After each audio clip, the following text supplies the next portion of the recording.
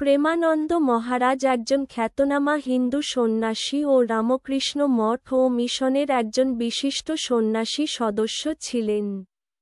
তিনি শ্রী রামকৃষ্ণদেব, মা সারদা দেবী এবং স্বামী বিবেকানন্দের আদর্শকে নিজের জীবনের মূলমন্ত্র করে তুলেছিলেন এবং আজীবন সেবা, সাধনা ও শিক্ষার মাধ্যমে সেই আদর্শ প্রচার করেছেন।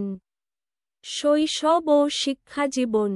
প্রেমানন্দ মহারাজের জন্ম 1951 সালের 17 ডিসেম্বর, পশ্চিমবঙ্গের হাওড়া জেলার আমতা অঞ্চলের অন্তর্গত এক গ্রামে তার জন্ম। জন্মের সময়ে তার নাম ছিল জগদীশ হালদার। তিনি ছিলেন অত্যন্ত মেধাবী, শান্ত এবং ভক্তিপরায়ণ স্বভাবের। ছোটবেলা থেকেই তার মধ্যে ধর্মীয় চেতনা এবং মানবসেবার স্পৃহা দেখা যায়। তিনি হাওড়া জেলা স্কুল থেকে শিক্ষা গ্রহণ করেন এবং পরে কলকাতায় উচ্চশিক্ষার জন্য যান। সন্ন্যাস জীবন ও রামকৃষ্ণ মঠে প্রবেশ। 1969 সালে তিনি বেলুর মঠে আসেন এবং সন্ন্যাস জীবনের জন্য আত্মনিয়োগ করেন। সেই সময়ে তিনি তরুণ বয়সেই মঠে প্রবেশ করে কঠোর জীবনযাপন শুরু করেন।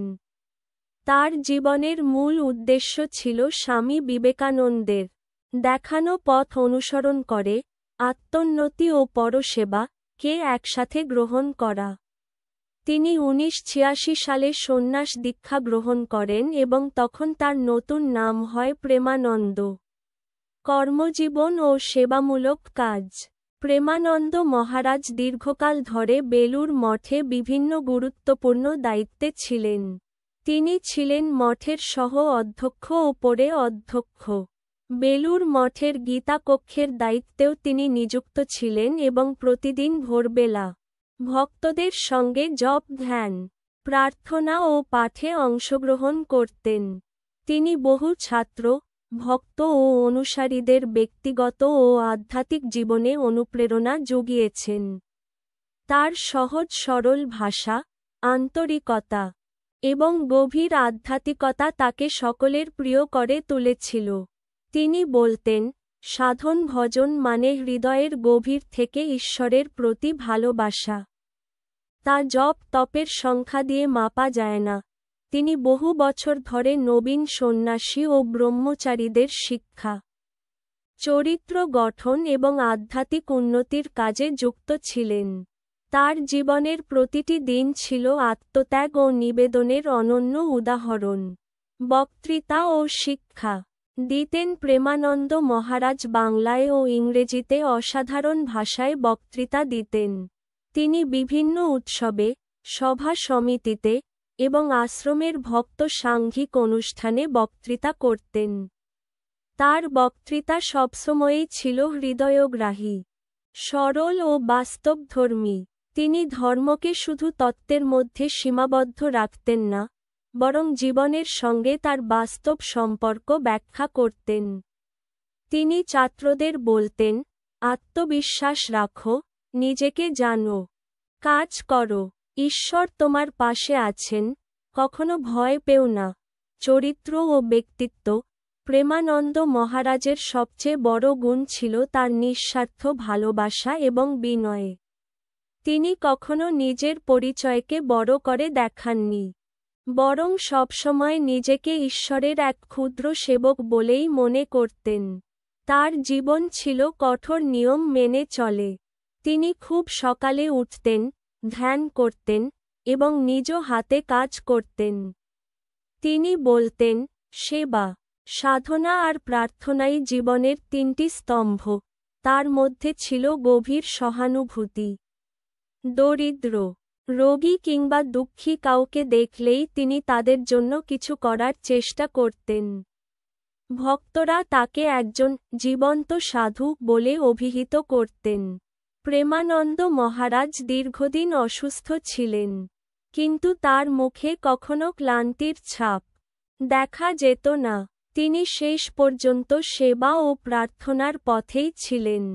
2021 সালের 20 ফেব্রুয়ারি তিনি বেলুর মঠে মহাপ্রয়াণ করেন। তার অসুস্থতায় শুধু রামকৃষ্ণ মঠ নয়, সারা ভারতবাসী এক গভীর আধ্যাত্মিক শূন্যতার মুখোমুখি হয়। প্রেমানন্দ মহারাজ আমাদের জন্য এক অনন্য আধ্যাত্মিক আদর্শ। তিনি আমাদের দেখাচ্ছে কিভাবে জীবনের প্রতিটি মুহূর্তকে ঈশ্বর আর মানব সেবার সঙ্গে যুক্ত করা যায়। তার বলা কিছু অনুপ্রেরণামূলক উক্তি।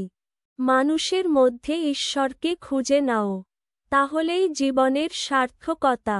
প্রেম, শ্রদ্ধা আর বিশ্বাস, এই তিনটিই আত্মার খোরাক। সাধনা মানেই নিজের সঙ্গে নিজের লড়াই, বাইরে নয়, ভেতরেই যুদ্ধ। প্রেমানন্দ মহারাজ ছিলেন এক জীবন্ত আধ্যাত্মিক পথপ্রদর্শক। তিনি ছিলেন প্রেম, জ্ঞান, সেবা ও ত্যাগের এক উজ্জ্বল মূর্তি। তার জীবন এবং উপদেশ আজও লক্ষ লক্ষ মানুষের জীবনে আলো জ্বালাচ্ছে। তিনি আমাদের শেখান, ধর্ম মানে কেবল মন্দিরে যাওয়া নয়, বরং প্রতিদিনের জীবনে সৎভাবে, নিষ্কুলসভাবে ও নিরহংকারভাবে চলাই প্রকৃত সাধনা। তার জীবন আমাদের মনে করিয়ে দেয় যে, একজন মানুষ নিজেকে সম্পূর্ণভাবে ঈশ্বর এবং মানবতার সেবায় উৎসর্গ করলে তিনি একটি পুরো সমাজকে আলোকিত করতে পারেন।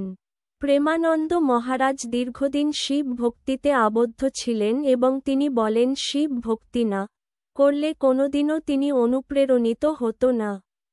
রাধা নামে শিব ভক্তির মধ্য দিয়ে প্রেমানন্দ মহারাজ রাধা নামকে নিজের ভিতরে প্রাণ প্রতিষ্ঠা করেন। প্রেমানন্দ মহারাজ এখন বৃন্দাবনের রাধারানী কিশোরী জপ করেন এবং বৃন্দাবনে পরিদক্ষিণা করেন। প্রেমানন্দ মহারাজ তার সাথে মানব জীবনকে নিজের মনে করে সকলকে একসাথে চলার নামজপ করার উদ্দেশ্য দেন। কোটি কোটি মানুষ তার ভক্ত এবং তার ভক্তিতে ভক্ত হয়ে আজ তার কাছে আকর্ষণ হয়ে আছে এবং ঈশ্বর সম্পর্কে জ্ঞান অর্জন করেন।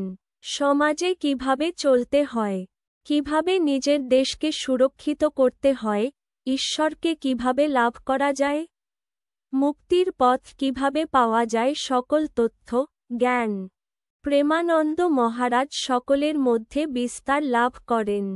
তার ভক্তিতে ভক্ত শুধু সাধারণ মানুষ জন্যই তার সঙ্গে রয়েছে বড় বড় অভিনেতা, ক্রিকেটার, খেলোয়াড়, দেশ বিদেশের নানা নামিদামি মানুষ।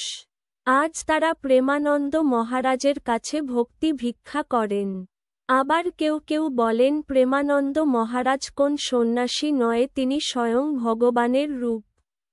প্রেমানন্দ মহারাজ যখন অসুস্থ ছিলেন, তার 2 কিডনি খারাপ হয়ে যাওয়ায় তার মাত্র 2 থেকে 3 বছর বাঁচার কথা বলেছিলেন ডাক্তাররা। সেই প্রেমানন্দ মহারাজ এই 2 কিডনি নাম দেন রাধা ও কৃষ্ণ। আজও তিনি আগের মতো ঈশ্বরের কৃপায় ঈশ্বরের কাজ করে যান।